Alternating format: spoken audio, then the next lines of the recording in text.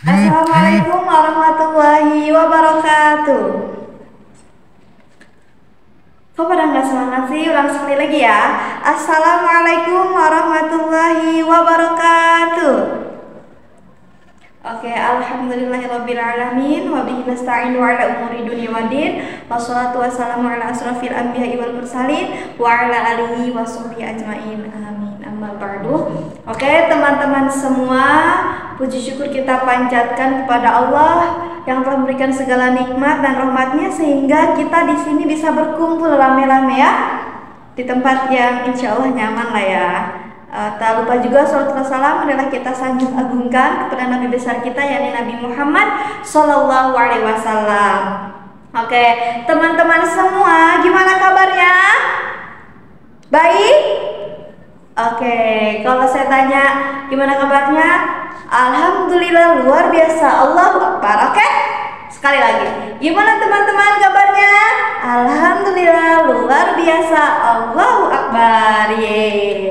Oke teman-teman semua, sebelum kita lanjut acara kita dan mulai acara kegiatan hari ini, lebih baiknya kita berdoa terlebih dahulu dengan mengucapkan lafaz basmalah. Bismillahirrahmanirrahim. Semoga kegiatan kita hari ini, acara kita hari ini lancar sampai selesai. Oke teman-teman, ada yang udah kenal sama saya? Siapa tahu ada yang pernah lihat saya di kantor atau di mall, di pasar, atau di tempat ini. Pernah nggak? Belum pernah ya? Belum ada? Oke, jadi kan kata pepatah, tak kenal maka tak sayang. Jadi kita harus kan kenalan dulu biar enak nih nanti interaksinya, ngobrol-ngobrolnya, komunikasinya. Oke, teman-teman semua, kenalin, saya Muli Permatasari yang merupakan mahasiswi dari kampus dari Universitas Negeri Sultan Maulana Hasanuddin Banten, prodi BKI semester 5. Masih muda kan? Iya kan? Iya dong, masih muda. Oke teman-teman, kita udah kenal kalian udah kenal sama saya. Nanti deh kalau misalkan teman-teman semua mau kenalan, tenanglah, follow aja nih IG di bawah ini atau ikuti aja nih, tambahkan saja di nomor WA di bawah sini. Oke teman-teman, sebelumnya Muli pengen minta waktu teman-teman 10 atau 15 menit ke depan, boleh? Boleh dong. Nah sebelum dimulai, Muli ada speaking nih biar teman-teman semua pada semangat walaupun mungkin hari ini udah mau zuhur ya, yang waktunya makan siang.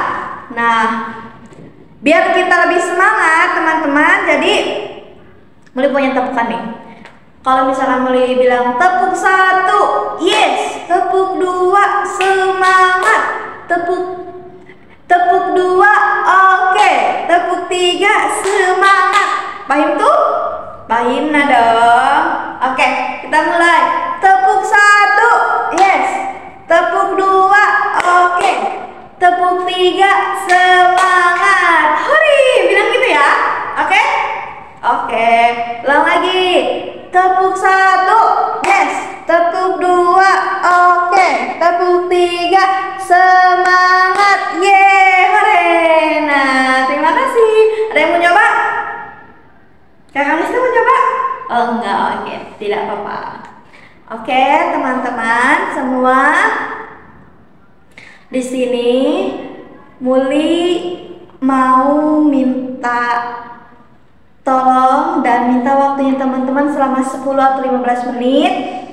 Dan terima kasih kepada teman-teman yang sudah berapresiasi, yang udah mau ikut di acara hari ini untuk membantu kelancaran kegiatan atau program yang nanti akan saya buat. Nah, teman-teman mau apa sih teman-teman di sini? Ada yang tahu? Nah, teman-teman di sini diminta untuk mengisi instrumen. Nah, instrumennya itu instrumen sosiometri. Instrumen sosiometri itu yang merupakan alat ukur untuk mengukur suatu hubungan sosial. Hubungan sosial antara teman-teman dengan teman-teman yang lainnya yang ada di kelas ini. Nah, nanti diukur hubungan sosialnya baik atau tidak, ada yang renggang atau tidak, harmonis atau tidak. Insya Allah akan diukur dengan alat sosiometri itu. Nah, kenapa saya melakukan itu? Nah, karena nantinya saya akan melaksanakan program bimbingan konseling. Nah, sebelum melakukan program bimbingan konseling, itu harus mengadakan asesmen kebutuhan. Jadi, apa sih kebutuhan yang dibutuhkan oleh klien atau teman-teman semuanya? Dan nanti teman-teman semuanya diminta untuk menjadi responden instrumen sosiometri tadi ya. Jadi, udah tahu belum peraturannya untuk mengisi instrumen ini? Belum tahu? Oke, nah, boleh kasih tahu dulu ya. Jadi teman-teman sediain pulpen. Siapa yang nggak punya pulpen? Yo, siapa yang nggak punya pulpen? Ada semua kan? Iya dong, harus punya semua. Kita kan anak-anak muda, pejuang bangsa, penerus bangsa dan negara, oke? Nah, yang kedua kertas kecil saja, tidak perlu besar-besar ya. Kalau nggak ada bilang, oke? Yang nggak punya pulpen, yang nggak punya kertas boleh. Nah, selain itu nanti pertanyaannya bukan pertanyaan perkalian atau pembagian ya teman-teman, apalagi pertanyaan sejarah, enggak kok, bukan. Jadi pertanyaannya seputar hubungan sosial aja. Jadi nanti peraturannya teman-teman jawab sesuai hati, sesuai keinginan teman-teman, nggak perlu nyontek karena ini jawabannya nggak ada di orang lain, tapi jawabannya ada di teman-teman sendiri, oke? Tidak lirik-lirik ke kanan, ke kiri, ke depan, apalagi sampai ke belakang, nggak boleh, oke? Oke teman-teman, udah jelas? Nah, sebelum mengisi instrumen, jadi teman-teman ada yang mau ke kamar mandi dulu mungkin? Atau minum dulu, silahkan. Oh, kamar mandi? Oke, silahkan.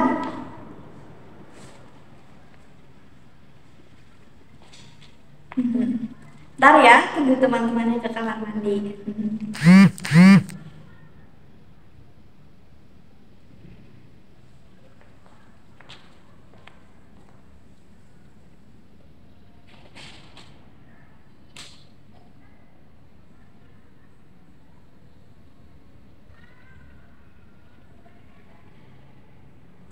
Oke, silahkan masuk. Oke, udah siap semuanya?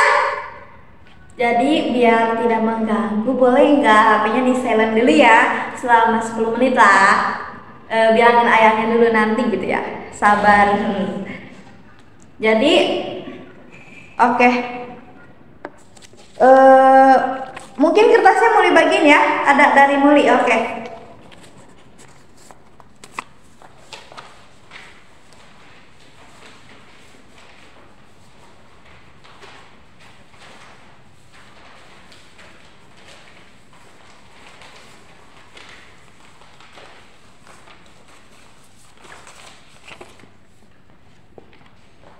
Oke, sudah kebagian semuanya? Sudah? Oke, siap? Siap dong. Nah, pertanyaannya nggak susah, nggak perlu deg-degan kok, nggak. Nah, jadi, oke, pertanyaannya yaitu tulislah 2 teman sekelasmu yang senang diajak untuk bercerita. Senang untuk diajak bercerita ya, tulis 2 teman kalian yang ada di kelas ini yang enak, yang senang diajak cerita oleh kalian. Paham? Oke, silahkan.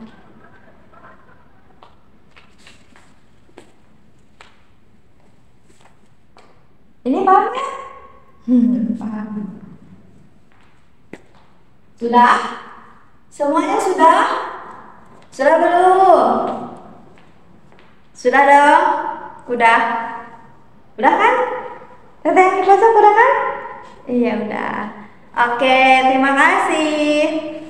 Nanti oke, saya ambilin ya apanya.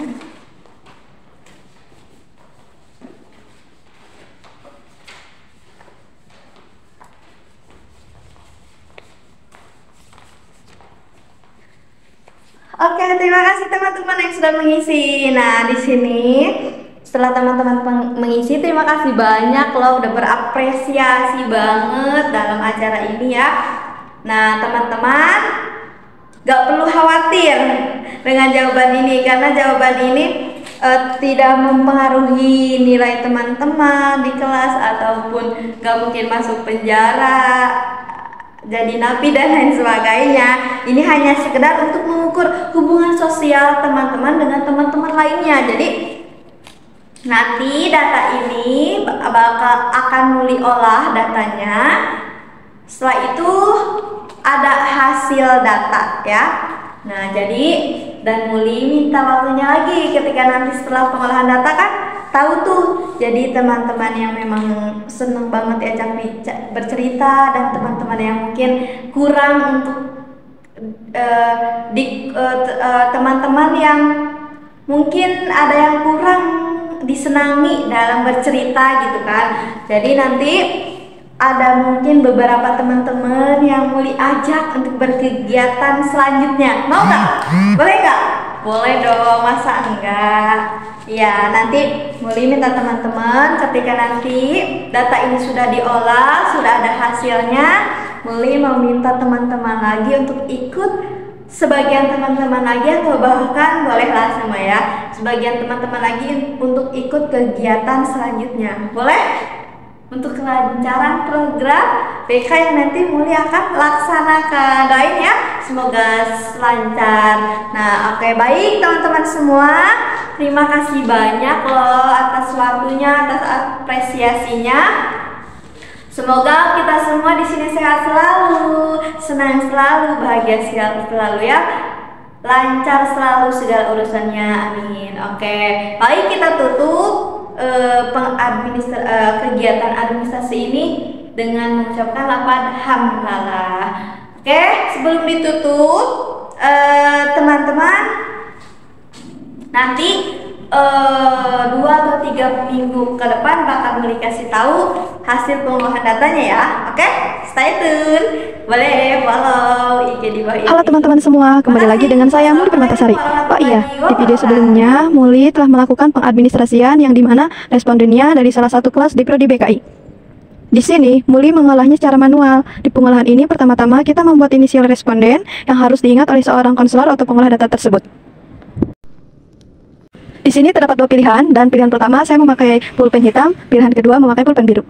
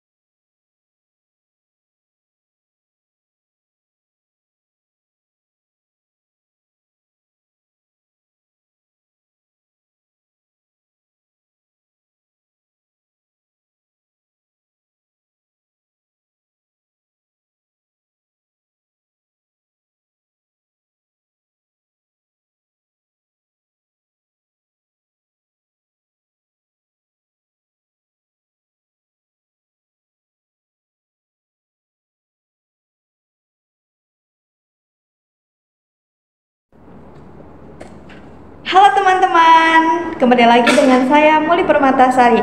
Oh iya, kemarin kan Muli udah mengolah data dan sekarang akan memberitahu tentang hasil pengolahan data tersebut. Nah, di sini Muli mengolah datanya benar-benar manual, yaitu dengan ditulis tangan. Nah, di sini ada indeks tentang identitas para responden. Nah, di sini Muli ngambil respondennya dari mahasiswi Prodi BKI. Salah satu kelas mahasiswi Prodi BKI Muli jadikan sebagai responden dalam program BK yang akan nantinya Muli laksanakan. Nah, di sini kita buat inisial. Nah, inisial ini harus kita buat ketika kita pengolahan data. Nah, di sini Muli menggunakan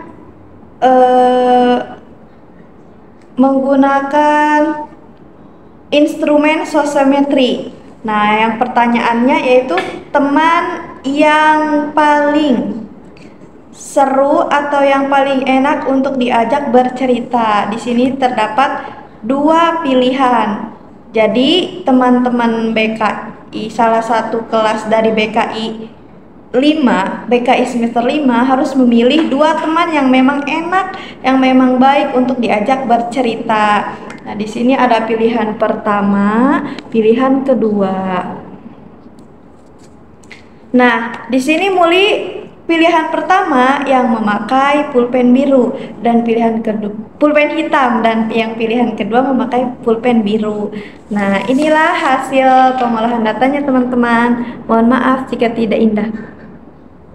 Oke, dari hasil data ini ternyata salah satu kelas dalam Prodi BKI semester 5 masih banyak yang kurang interaksinya, yang kurang dalam berkomunikasinya. Karena di sini ada lebih dari 3 orang yang memang tidak sama sekali nyaman atau bahkan tidak mau bercerita dengan orang itu. Namun tidak hanya itu, di kelas BKI juga, salah satu kelas BKI semester 5 juga sudah banyak yang memang nyaman dan terbaik untuk jadi tempat bercerita gitu. Nah, jadi di sini yang terpopuler atau orang-orang yang memang enak diajak bercerita di salah satu kelas BKI semester 5 itu ada yang berinisial AF, sebanyak terpilihnya dia 5 orang. Nah, dan yang berinisial SA terpilihnya sebanyak 5 orang. Inisial HH 5 orang juga. Terus yang inisial MB 4 orang. Inisial DS itu 5 orang dan AS juga 5 orang. Nah, yang terisolasi atau orang-orang yang mungkin kurang diminati untuk menjadi teman bercerita atau berkomunikasi ya. Di sini ada yang berinisial NH, yang berinisial FY, yang berinisial HN, dan yang berinisial IM dan IS. Jadi itu orang-orang yang terisolasi. Nah, mungkin cukup sekian dari pemberitahuan hasil dari pengolahan data sosiometri. Oke teman-teman, lanjut di part selanjutnya. Bye-bye. Halo teman-teman, kembali lagi dengan saya Muli Permatasari. Oke, kemarin saya sudah melakukan mengadministrasikan pengolahan data dan hasil pengolahan data, dan sekarang yaitu program pelayanan bimbingan konseling yang insya Allah nantinya akan saya laksanakan, dan yang menjadi respondennya atau kliennya yaitu mahasiswa kelas BKI 5. Oke, teman-teman, di sini saya mengambil programnya program semesteran. Jadi cukup 6 bulan. Oke, di sini ada pembagian tugas guru BK atau konselor. Fungsinya untuk pemahaman, pencegahan, pengentasan, pemeliharaan, dan pengembangan. Nah, bahkan bisa dikatakan fungsi bimbingan konseling bukan hanya ini. Jadi ada juga, yaitu salah satunya pemberian atau layanan informasi bagi konseling atau bagi klien-klien yang membutuhkan. Jadi luas sekali ya sebenarnya fungsi dari BK tersebut. Nah, tujuannya tercapainya efektivitas layanan bimbingan konseling. Sasarannya di sini yaitu mahasiswa dan mahasiswi BKI 5A dan waktunya di waktu bulan Juli. Yang kedua yaitu asesmen kebutuhan. Nah, kemarin saya telah melaksanakan pengadministrasian. Nah, ini gunanya untuk apa? Untuk mengetahui asesmen kebutuhan. Nah, asesmen kebutuhan itu untuk apa sih gunanya? Nah, asesmen kebutuhan yang saya gunakan yaitu bidang sosial karena saya menggunakan instrumen sosiometri yang dimana fungsinya untuk mengetahui interaksi sosial yang ada di kelas BKI 5A tersebut. Nah, apa sih gunanya asesmen kebutuhan itu? Ya, mengetahui apa yang dibutuhkan oleh konseling atau klien. Nah, tujuannya terungkapnya kebutuhan seorang konseling. Jadi ketika kita ingin mengetahui kebutuhan apa saja sih yang dibutuhkan oleh klien kita, dan kita terlebih dahulu melakukan asesmen kebutuhan. Nah, sasarannya kepada mahasiswa dan mahasiswi BKI juga. Waktunya pada bulan Juli dan Agustus. Nah, yang ketiga itu menyusun program BK. Jadi fungsi BK-nya itu mengetahui kenapa diadakan program BK, untuk mengetahui sasaran yang tepat dan pas untuk mendapatkan program BK tersebut. Jadi kenapa sih kita harus mengadakan program BK? Kita agar tahu sasaran mana nih yang tepat untuk di tempat itu diadakannya program BK tersebut. Nah, tujuannya layanan BK lebih terarah dan tepat sasaran. Jadi biar nggak salah sasaran. Di sini sasarannya itu mahasiswa dan mahasiswi BKI 5A dan pada waktunya Juli dan Agustus. Selanjutnya ada konsultasi program BK. Tujuannya untuk apa? Tercapainya keberhasilan layanan BK yaitu pada bulan Juli dan Agustus. Yang selanjutnya yaitu ada pengadaan sarana dan prasarana BK. Nah, ini pengadaan prasarana dan sarana BK pasti dan emang harus ada ya. Kenapa sih harus ada ya? Karena untuk memenuhi kebutuhan sarana yang menunjang keberhasilan program BK. Tujuannya terpenuhi kebutuhan sarana yang menunjang keberhasilan layanan BK, agar ketika kita melaksanakan program BK, jadi programnya berjalan dengan lancar tanpa suatu halangan apapun. Misal ketika kita membutuhkan ruangan BK, kita di ruangan itu butuh AC ataupun kipas angin, meja, tisu, dan lain sebagainya. Nah, itu kenapa diadakannya sarana prasarana BK. Selanjutnya yaitu layanan bimbingan konseling.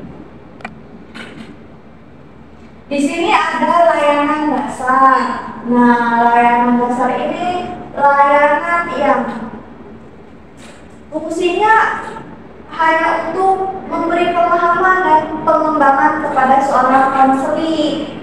Ya, layanan dasar di sini tujuannya agar konseling terbantu untuk mencapai tugas-tugas perkembangannya, hanya untuk mengembangkan, bukan untuk pengentasan ataupun penyelesaian masalah, bukan. Tapi layanan dasar ini hanya sekedar dasar, jadi untuk memberi pengembangan pada konseling tersebut. Di sini ada bimbingan klasikal. Nah, saya di sini programnya menggunakan bimbingan klasikal bimbingan kali ini adalah di mana seorang konselor bertemu dengan seluruh konseli. Nah, konselinya ini di sini sasarannya kan saya mahasiswa dan mahasiswi PKI 5A. Nah, bimbingan klasikal itu bimbingan yang memang diajukan kepada seluruh konseli dan bertatap muka langsung. Di sini fungsinya untuk memberi pemahaman dan pengembangan.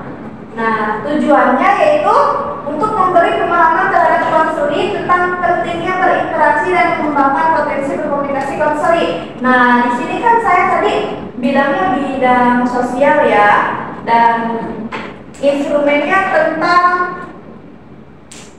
orang yang memang senang untuk diajak bercerita. Jadi pastinya berhubungan dengan komunikasi dan interaksi. Di sini makanya untuk memberi pemahaman terhadap konseling bahwa berinteraksi itu juga penting, apalagi kita sebagai manusia sosial, dan mengembangkan potensi berkomunikasi itu juga penting untuk kita sebagai manusia sosial. Sasarannya mahasiswa-mahasiswi PKI 5A dan waktunya bulan September. Di sini saya tidak menggunakan bimbingan kelas besar atau lintas kelas, tapi saya di sini menggunakan bimbingan kelompok. Nah, bimbingan kelompok adalah salah satu layanan nantinya yang akan bimbingan kelompok adalah salah satu layanan yang saya juga pakai dalam program ini. Untuk apa sih fungsinya? Untuk memberi pemahaman dan pengembangan juga. Nah, tujuannya apa? Untuk mengembangkan potensi para anggota kelompok. Nah, anggota kelompoknya ini di sini kan tadi ada kata selanjutnya. Ada bimbingan klasikal. Nah, bimbingan klasikal ini sasarannya mahasiswa-mahasiswi PKI 5A. Tapi di sini yang menjadi sasarannya yaitu semua mahasiswa PKI 5A. Kalau misalkan bimbingan kelompok itu dalam satu kelompoknya terdapat, kan tadi ada orang yang terisolasi dan orang yang terpopuler. Nah, dalam bimbingan kelompok ini nanti di dalamnya campur, tidak semuanya yang terpopuler dan tidak semuanya juga yang terisolasi. Jadi di dalam kelompok itu nanti berisikan orang yang terpopuler dan orang yang terisolasi. Nah, saya tidak menggunakan pengembangan media Bika, tidak papan dirinya juga. Selanjutnya,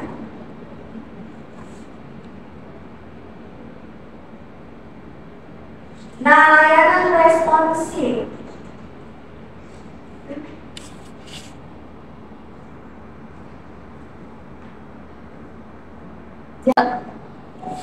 Oke, teman-teman, di sini ada layanan responsif, yaitu layanan bimbing konseling yang memang diberikan kepada seorang konseli yang memang harus langsung diberikan atau urgent untuk menyelesaikan masalah konseli tersebut. Nah, di sini saya memakai itu untuk bidang pribadi. Nah, apa fungsinya layanan konseling individual? Oh ya, di layanan responsif ini saya menggunakan konseling individual. Nah, konseling individual ini konseling secara tatap muka antara konseli dan konselor gitu, sendiri-sendiri, face-to-face ya. Dan fungsinya apa? Untuk pengetasan. Di sini bidangnya bidang apa? Untuk bidang pribadi. Jadi mungkin ada masalah yang menyebabkan dia untuk tidak berani bercerita kepada orang, atau bahkan tidak dijadikan sebagai teman bicara, atau bahkan tidak dijadikan sebagai teman untuk berkomunikasi, berinteraksi dalam kelasnya. Mungkin dia memiliki masalah pribadi, entah dalam keluarga, entah lingkungan di rumahnya, atau bahkan masalah temannya sendiri. Jadi saya menggunakan itu. Nah, tujuannya apa? Untuk terselesaikannya atau terpecahkannya masalah yang dihadapi oleh konseli. Sasarannya di sini mahasiswi PKI 5A ya, tapi di sini sasarannya yaitu orang-orang yang terisolasi. Nah, di sini saya mengadakan konseling individual untuk orang-orang yang terisolasi. Yang tadi itu yang berinisial HMH, FY, HN, dan IM dan IS. Itu orang-orang yang memang nantinya saya ajak untuk konseling individual. Nah, yang kedua konseling kelompok saya tidak menggunakannya, dan yang ketiga ada konsultasi. Nah, konsultasi ini yaitu fungsinya untuk memberi pemahaman dan pengetasan, juga memberi informasi, dan tujuannya apa? Membantu konsumen dalam bentuk pemberitahuan informasi seputar masalah yang sedang ia hadapi. Nah, layanan konsultasi ini untuk mahasiswa BKI 5A juga sasarannya. Akan tetapi saya lebih khususkan sasaran layanan konsultasi ini kepada yang terisolasi juga. Siapa tahu ada yang konsultasi dan sebagainya. Namun bukan berarti mahasiswa BKI 5A-nya yang lain tidak boleh. Boleh kok. Semuanya, jadi layanan konsultasi ini bisa untuk semuanya, semua mahasiswi BKI 5A, cuma khususnya yang khusus untuk mengikuti layanan konsultasi ini orang yang terisolasi tadi. Nah, jadi bidang konsultasi ini ada pada bisa bidang pribadi ya, yaitu masalah-masalah pribadi atau bahkan sosial atau bahkan dalam belajarnya. Siapa tahu ada yang ingin konsultasi tentang masalah pribadinya, masalah sosialnya, ataupun masalah belajarnya. Konferensi kasus tidak, advokasi tidak, konseling melalui elektronik tidak, konseling masalah kebutuhan, dukungan sistem. Selanjutnya, dukungan sistem melaksanakan dan menindaklanjuti asesmen. Ya, tadi sudah saya lakukan asesmen bulan Juli dan ditindaklanjuti dengan adanya pengolahan data, hasil data, dan ini program BK. Nah, tujuannya untuk mengumpulkan data dan kebutuhan peserta didik atau konseli ya. Nah, sasarannya kan mahasiswa BKI 5A. Nah, menyusun dan melaporkan program BK. Jadi tujuannya program BK ini untuk sebagai tanggung jawab saya kepada lembaga pengisi acara atau pengisi sebagai tugas saya selaku mahasiswa gitu ya. Membuat evaluasi, tujuannya apa? Untuk penilaian ketercapaian program BK. Jadi diadakannya evaluasi ini sebagai koreksi untuk saya. Jika memang ada kekurangan dan bahkan mungkin banyak kekurangannya dalam melaksanakan program BK ini. Jadi evaluasi itu sangat penting dalam setiap kegiatan agar nantinya ketika kita melakukan kegiatan lagi bisa menjadi lebih baik daripada yang sebelumnya. Nah, evaluasi saya melakukan bulan Desember. Di sini melaksanakan administrasi dan mekanisme BK, yaitu tujuannya sebagai bukti visi pelaksanaan layanan BK. Pengembangan profesi konselor, tujuannya pengembangan diri atau profesi. Oke, mungkin terima kasih kepada teman-teman. Kurang lebihnya mohon maaf. Wabillahi taufiq wal hidayah. Wassalamualaikum warahmatullahi wabarakatuh.